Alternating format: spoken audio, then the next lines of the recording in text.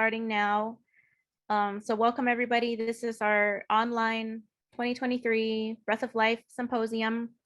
And during this symposium series, we feature California Indigenous presenters and talking about different aspects of their community work.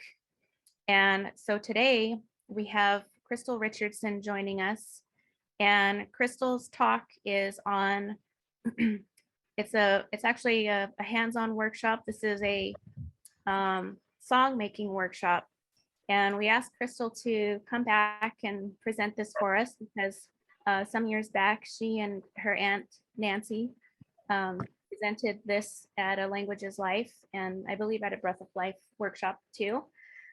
So it was well attended, and a lot of good things came out of that. So I'm just going to go introduce Crystal, and then we'll turn it over to her. So Crystal Richardson is a master speaker of the Karuk language of Northern California. She grew up around the language and often found herself sitting by elders, gossiping in the language. She would pick up words she recognized and repeat them again and again, and the elders heard this and began teaching her new words. At the age of 18, Crystal began documenting the Karuk language with elder master speakers. She has worked closely with 8 master speakers and currently houses 500 hours of language documentation on a shelf in her bedroom. Crystal has taken on an apprentice of her own this year, and they've been working in the Karuk Head Start, teaching language and culture. Crystal has a master's degree in linguistics from UC Davis, where she specializes in language reclamation and revitalization. And with that, Crystal, we're going to turn it over to you and take it away.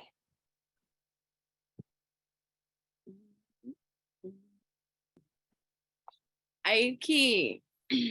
Ayuki. Nanitwayum Uchnahich and Tenahich Itwaiti Crystal Richardson. Na Karukwa Adar. Na Wudapa Adarahi Kumachu Pan. Karu Ikshu Pan Karu. Nani Ikshu Pan Zas. Wumuda Kamechko Juni. Kamechko Waina, Kamechko Sunny, Kamechko Chile, Kamechko Bud, Kamechko Lucille, Kadu Payam, Nanikshu Pansas Womuda Nancy Richardson Steele, Nani Mi Chich, Kadu Julian Lang. Ipun Wadam Ni Adam Seep. Good morning, everybody. I am Uchnahich, and my other name is Crystal Richardson, and I'm a upriver person. And I just told you all of my teachers who taught me Karuk, and I'm a Karuk speaker and a Karuk teacher as well. And my teachers now are my auntie Nancy Richardson Steele and Julian Lang. So with our opening, my auntie sang our family song, and I think I'm going to talk a little bit about that song.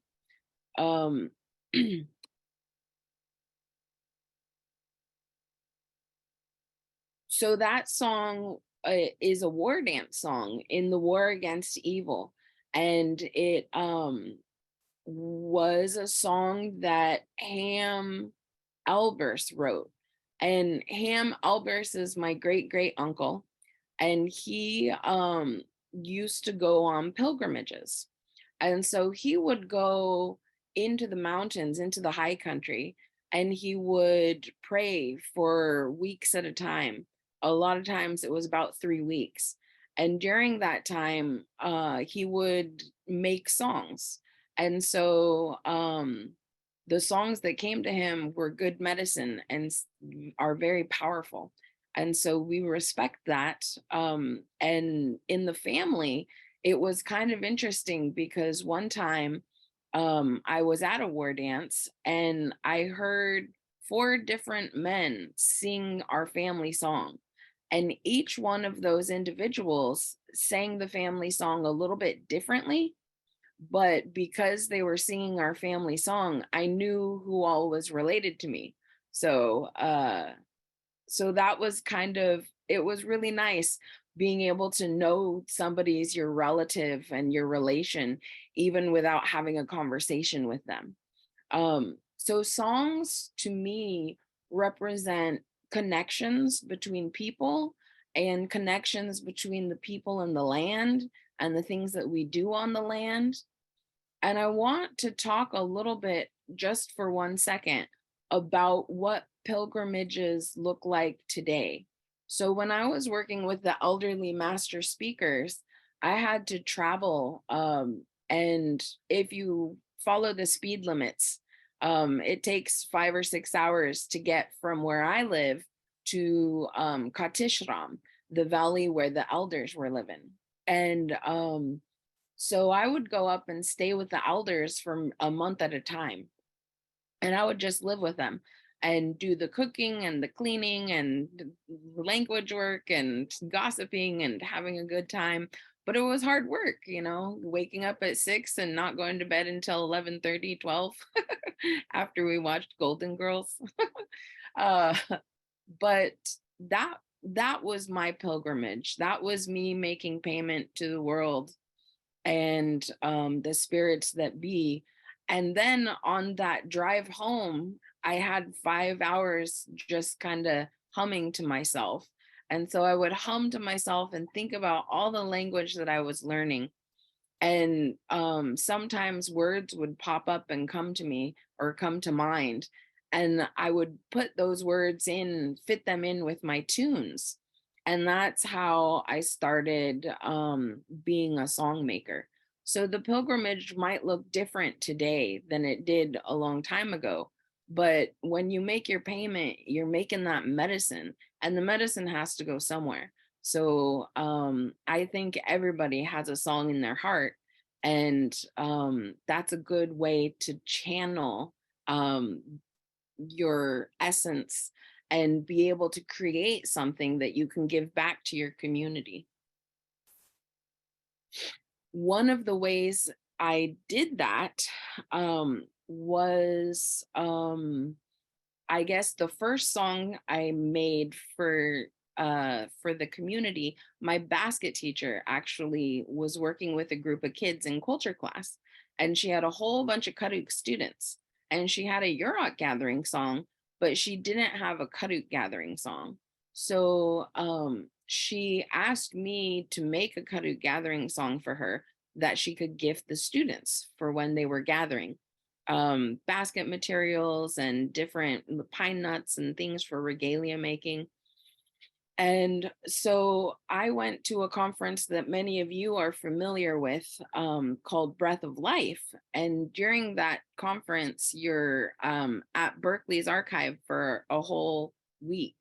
And you can dig through the archive and find language to reclaim so that you can speak it instead of just reading it aloud off of a page. And so I dug around with my linguist mentor, Susan Gear, at that time. I believe that was in 2004. And I found the language that I wanted.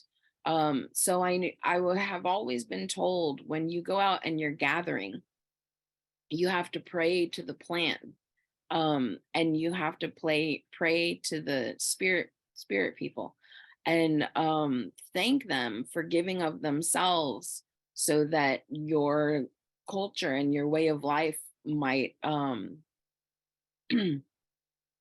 survive and thrive. And so I wanted prayer to be a part of that gathering song. So the first words are Pipi Pami Waina, and that means say your prayers. And then the second verse is Chai Ishtukiru, which means don't pick too much. Don't take more than you need, because that's another thing that the elders are always telling me. Don't take more than you need. Don't be greedy. Only take what you're going to use in that next coming year. And so that song, the first version went a little bit like this. Pipi pami wena, pipi pami wena, pipi pami wena, chaishtukiru. Pipi pami wena, pipi pami wena, pipi pami wena, chaishtukiru. And so that's the version of the song that my basket teacher gave to all the children. And now that I'm a language and culture teacher, I also teach that song and give it to my students because it's a community song and it was made to be shared. And then that way, little kids that might not have a family song, they have a song that they can sing and they have permission to sing it wherever they want to. But that song, about 2 years later, I was traveling to a brush dance and a different tune kind of popped up for me. And so I sing the song a little bit differently now. So the way that I sing it goes like this. Pipi pami wena, pipi pami wena, pipi pami wena, chaishtukiru. Pipi pami wena, pipi pami wena, pipi pami wena, chaishtukiru. Chai, ai, ai, ai. Ay, ay, ay, ay, ay, ay, ay, ay, shukiru. Ay, ay, ay, ay, ay, ay, ay, ay, ay, ay, shukiru. So that's the version that I give to students now, especially older students, because they can really hit those high notes. And I've given that song to several different classes of kids that I've taught culture class to. And it's funny because when I first started teaching that song, the little kids went home and taught their siblings and they taught their parents and they taught their aunties and uncles. And so I could hear that song being sung at like the tribal reunion. And I heard stories about the song making its way down to different valleys on the river. And sometimes the aunties and uncles were singing that song in sweat lodge ceremonies. And then there was a young woman, and my father's a single fella. So she was kind of interested in him. And they were having a conversation, and she was like, "Oh, I know a lot about my culture. I'll sing you a song." And she started singing my gathering song to my dad. And he kind of looked at her funny. And then he came home and he told me all about it. And I was like, "Oh, Dad, she was trying to gather you." So when you're making songs to give them to community, you never know the life that that song is going to embody. But when you do give songs to the community, you can witness that healing and the pride and the identity in those little guys when they're singing a song that they can sing anywhere they want. So I wanted to talk a little bit about that. I guess I can talk a little bit about going back to place. I think songs connect us to people, and I think songs connect us to the places where we come from and the places where we gather, the places where we get water. And so when I'm going back and forth now, I go up and teach language in Katishram, which is a valley there in Wairika. And so in order to get home, I have that long drive. Well, I learned a lot of songs with the elders that I worked with. And one of them is a traveling song. And so when I'm going back and forth between where I teach the language and my hometown, I'll sing that traveling song. And the traveling song goes like this. Yuruktan waramesh, yuruktan waramesh, yuruktan waramesh, karuk jiminup warami. Yuruktan waramesh, yuruktan waramesh, yuruktan waramesh, karuk jiminup warami. Yuruktan waramesh, yuruktan waramesh, yuruktan waramesh, karuk jiminup warami. And so that song, it says, I'm going downriver, I'm going downriver, we're going downriver, but we're gonna be going back upriver. We're just gonna turn right around and head right back upriver. And so that's that song.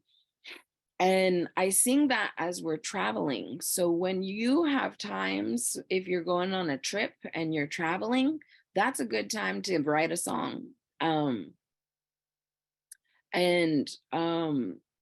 The other thing is, when I come to specific village sites, I also sing songs that are connected to the elders that came from those village sites. So there's one village that we pass when we're coming home from Katishram, and it's called T-Bar. And so every time I pass there, I sing a song that has the name of one of my elders in it. And so that song goes like this. Hey, wanna, hey, wanna, hey, wanna, hey, wanna, hey, wanna, hey, wanna, hey, wanna, hey, wanna, hey, wanna. Ewana, Ewana, Ewana. Who? And so that song is actually a brush dance song. And it was made for one of the ancestors of my elder, who also had that same name. And the story goes that there was a fella and a lady, and the fella wanted to marry the lady, but her family said no. So in a brush dance, he sang that song, kind of pleading with them, and his family said it was such a beautiful song that the family actually said, okay, he can become a part of the family. So he sang a song and he got a wife. And so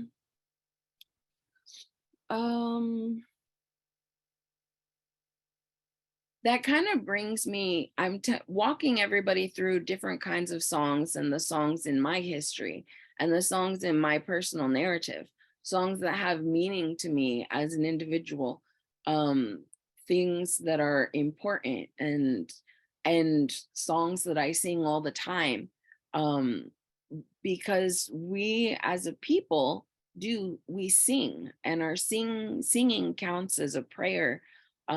And so when we're open to that force and that life force and energy, it comes through us.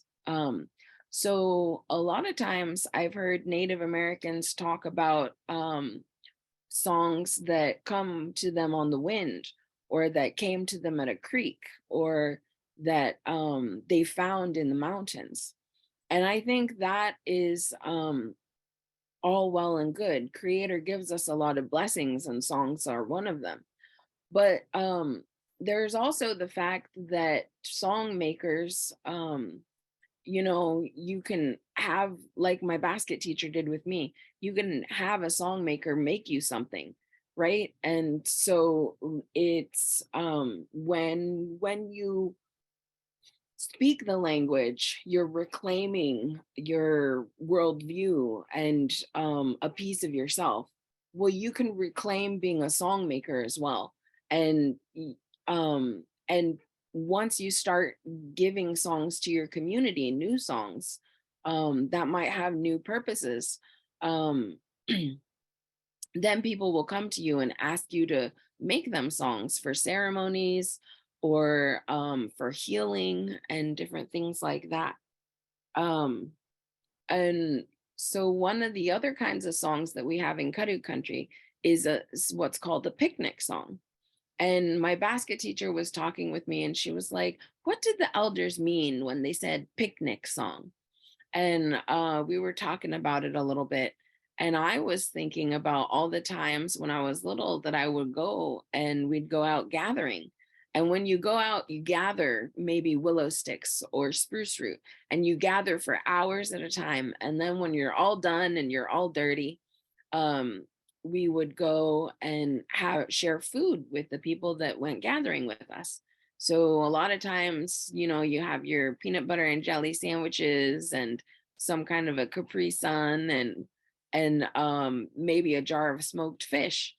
Well, it was funny because the smoked fish, every time the jar got opened, my basket teacher would take a piece and put it in the brush. And so then when the yellow jackets came around us, she would say, oh no, your salmon's over there. Go get your salmon. So they wouldn't bother us. So I made this song, and it's my picnic song. Fishy, fishy, ta-dum, ta-dum, ta-dum. Fishy, fishy, ta-dum, ta-dum, ta-dum. Pamiyama waka. Pamiyama waka. Fishy, fishy, ta-dum, ta-dum, ta-dum. Fishy, fishy, ta-dum, ta-dum, ta-dum. Pamiyama waka. Pamiyama waka.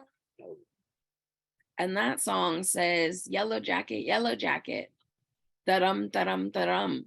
Your fish is over in the brush there.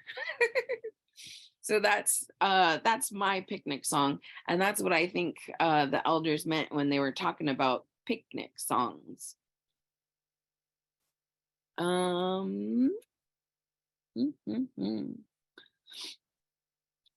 So there's another kind of song that we have in our community, and it's for ceremony. And it's for this ceremony when a young girl becomes a woman. So when she has her first moon time. And I made a flower dance song for that ceremony to gift the community. So the flower dance songs are a little bit lighter and a little bit faster, and you might be able to hear the difference, but I'll sing that for you now. Tai ba ba yathuva kuma ba uya wa tai ba ba tai ba yathuva kuma ba uya wa tai ba tai ba yathuva kuma ba uya wa tai ba tai ba yathuva kuma ba uya wa tai ba. And we ended a little bit differently too. And that song says there are many different kinds of trees. There are lots of trees. Behold, that's how it is. So in Karuk, I've also heard people talk about the difference between a song that's made with vocables versus a song that has words in it. So a long time ago, they used to say that if you sing a song with a lot of words in it, you're kind of being boastful because everyone can understand the song. And so they're hearing your prayer. But if you sing a song that's made out of vocables, that's like a heart song. So it's got all the feeling and emotion and intensity of your prayer, but the only one that can understand it is creator. So that prayer goes straight up to creator, and then creator will answer your prayer. It's a little bit different today though, because not everyone can understand when you make a song in your language. And that's unfortunate. Like, that's due to genocide and policies, anti-Indian policies that have strangled our languages in the cradle. You know, there aren't a lot of children growing up with the language all around them. And so now I think we have to use our best minds to think about the realities of today's situation, because when we make a song with words, is that song still going straight to creator now that only a few people in the audience can understand it? So so that's one of the reasons why I make songs with words, because when I'm teaching them to little kids, the kids can pick up on sentence structure, and they can pick up on different characters in our creation stories. And I sing songs in the creation stories that I tell people, because that gives them another way in, a connection to their culture, so that they can really make it their own and feel good about being an Indian person. So I'm gonna go ahead and sing you a song, a vocable song. So it's a heart song, and it goes straight to creator. It doesn't have any words in it. So when we get into breakout groups, if you don't have someone that knows a few words in your language to be able to write your song, you can write a song that's a heart song with those vocables. But this is how mine goes. Hey, hey, hey, and Noah. Hey, hey, hey. Hey, hey, hey, and Noah. Hey, hey, hey. Hey, hey, hey, and Noah. Hey, hey, hey. Hey, hey, hey, and Noah. Hey, hey, hey. Hey, hey, hey, and Noah. Hey, hey, hey. Hey, hey, hey, and Noah. Hey, hey, hey. Oh. So that is a song made of vocables, and I sing that sometimes. And one of the things about me is I'm an incessant hummer. So you either love it about me or you hate it about me. But when I'm humming, I'm actually attending to some of the work of what it takes to be able to come up with a tune for song making. But it drives my partner crazy sometimes, because I'll just be in the corner humming to myself for an hour. And I guess the last thing I would like to talk to you about is we've talked about how songs are prayers. It's the same thing as a prayer. When you sing a song, those songs are going somewhere, and they're going up to heaven. And it takes something to be able to come up with a song to sing. Now, that's a process. And in where I come from, we talk about medicine. So it takes a certain kind of medicine to be a song maker, and you've got to really work at it and live your life a certain way in order for those songs to come to you, whether they're coming to you on the wind or through a pilgrimage, or whether you're sitting down and composing. So I would like to end my talk with y'all on a song that someone asked me to make because they have cancer and some issues with their kidneys. And so I got commissioned to make that song. I didn't get paid for it, but I got asked to make that song, and I made the best medicine song that I could for that person. And then their kidneys got better. So so this is the medicine song. Aske chuntapan, aske chuntapan, boof boof muawaha, boof boof muawaha. Aske chuntapan, aske chuntapan, boof boof muawaha, boof boof muawaha. Aske chuntapan, aske chuntapan. Poof, poof, muawaha. Poof, poof, muawaha. Aske chuntapan. Aske chuntapan. Poof, poof, muawaha. Poof, poof, muawaha. Aske chuntapan. Aske chuntapan. Poof, poof, muawaha. Poof, poof, muawaha. Aske chuntapan. Aske chuntapan. Poof, poof, muawaha. Poof, poof, muawaho. And that song came from a story from one of the elders. One of the elders I worked with, his mother told him to fill a basket full of acorns, and he wanted to go out and play.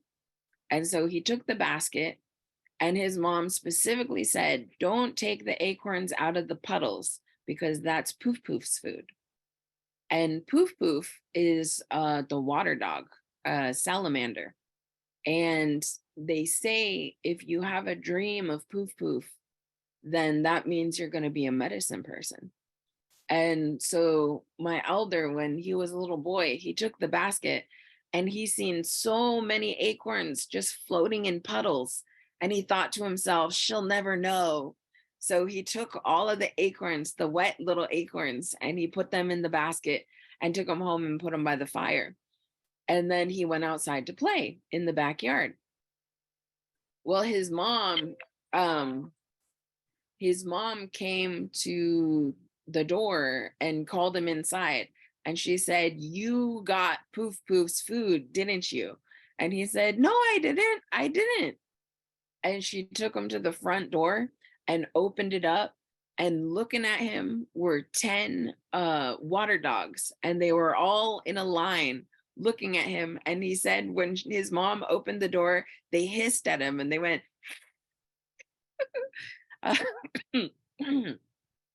so the words to my song are the little wet acorns, little wet acorns. Those are Poof Poof's food. And so that's my medicine song.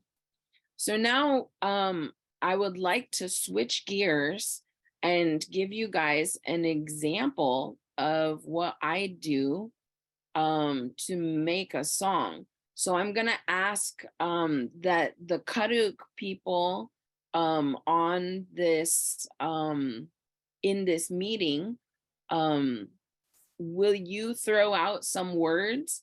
And the words you want to think about are things that will make you happy, things that calm you,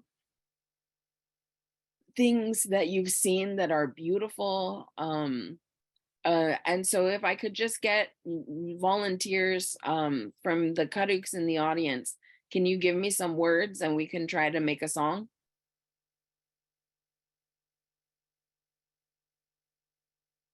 Chipakpak. Okay, we have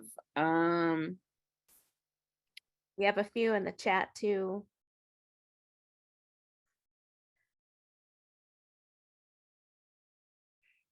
Nani Kustan. Nani Kustan.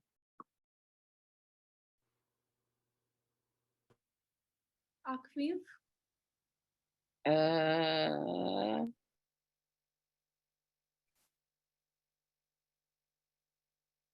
Oops. Wrong. Oops, I guess.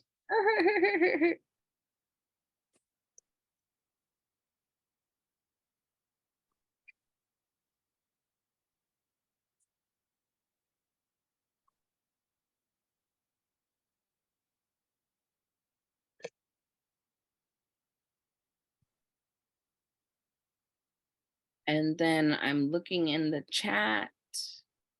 Oop. I can't see the chat.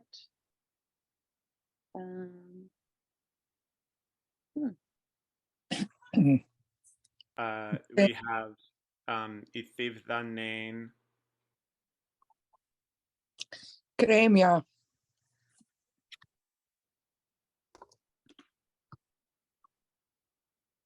Ukraine.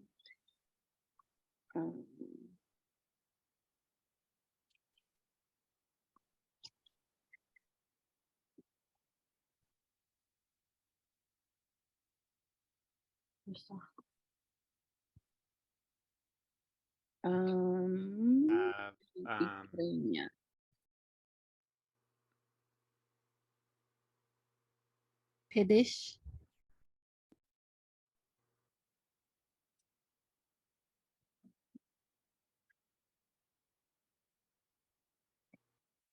Tot.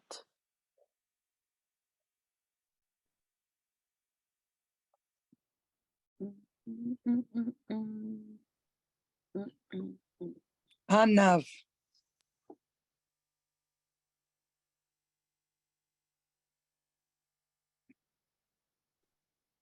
Okay, that's enough for this second. Let's see, we had Todd.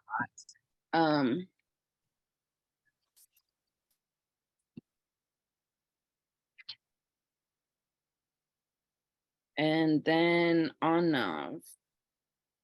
Okay, return.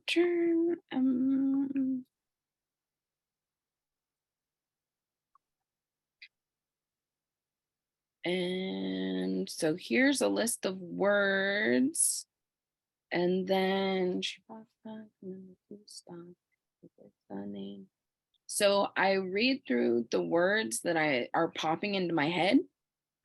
So we have Chipakpak, Nanikustan, Ithivthanen, Ikremya, Piddish, Tat, Anav, Ikremya, Chipakpak.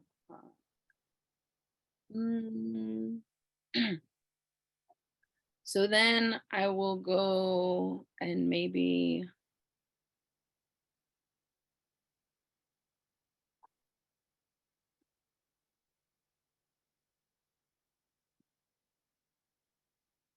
so what this makes me think of is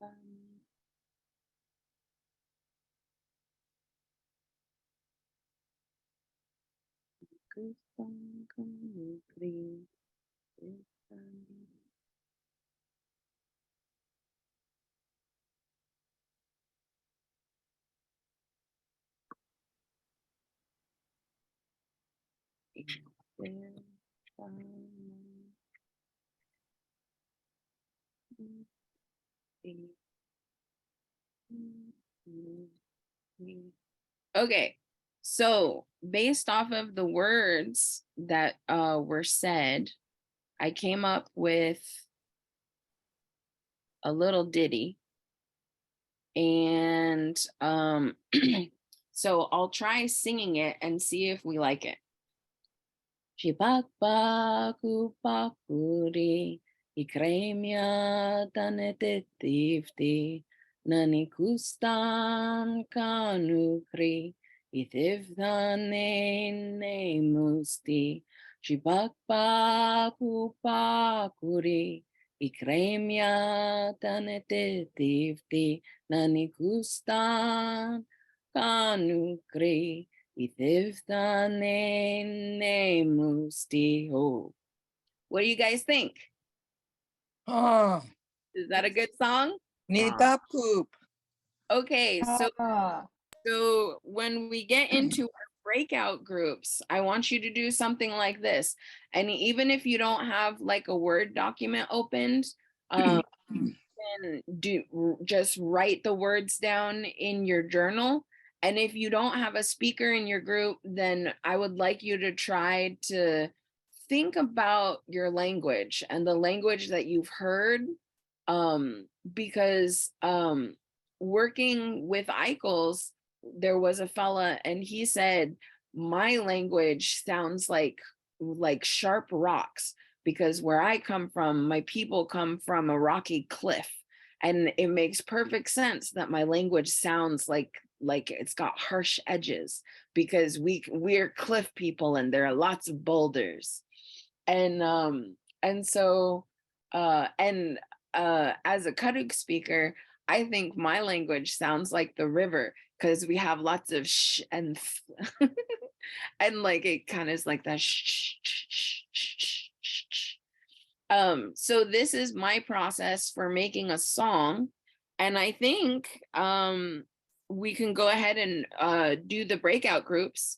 And so everyone's going to get 15 minutes, and we'll let you know at 14 minutes that you only have 1 minute left. And then when we come back, we'll share the songs that we've made. Sound good? Sounds good. I'm Okay, gonna go ahead and open up the rooms. It's listed by the language. If you do not see it, there's free rooms to go into, and we'll see you in 15 minutes.